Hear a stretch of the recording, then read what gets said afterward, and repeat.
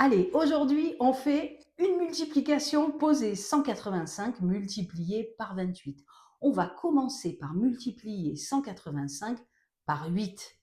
8 fois 5, 8 fois 8 et enfin 8 fois 1.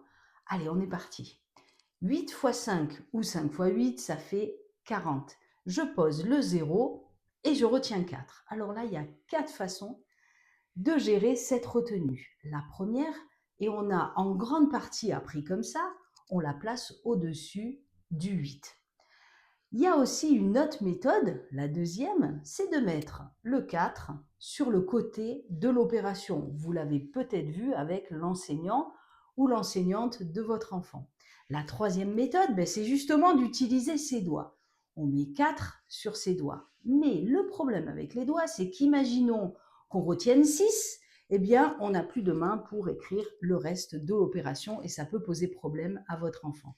Et la quatrième méthode, c'est dans la tête. Alors là, il faut qu'ils connaissent vraiment bien les multiplications, les tables de multiplication et aussi la technique opératoire de la multiplication.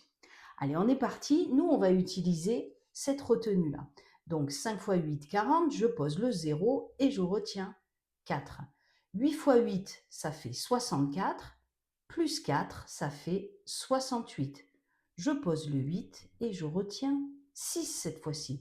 Vous avez vu, quand on l'a utilisé, pour éviter que notre enfant la réutilise par inadvertance, on la barre. Comme ça, au moins, c'est clair. On sait qu'après, on devra s'occuper de cette retenue-là.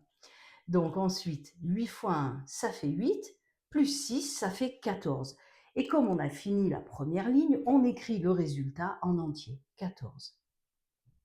Et là maintenant, on va passer, on pourrait appeler ça au deuxième étage. Alors, là, vous savez qu'on ajoute un 0. Comment on va expliquer ça à notre enfant? En vrai, quand on multiplie 185 par 28, on multiplie 185 par 8 et ensuite par 20 et pas par 2, puisque 28, c'est 20 plus 8.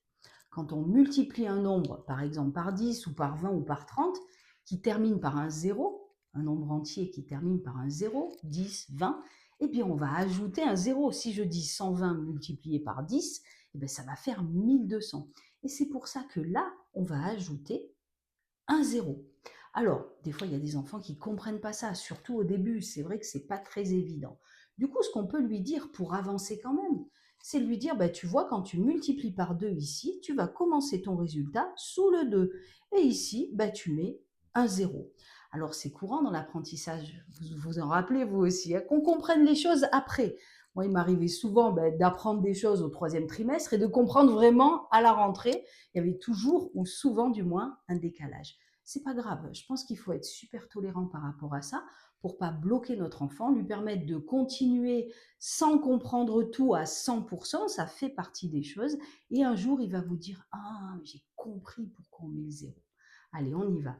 2 fois 5, ça fait 10. Je pose le 0 et je retiens 1.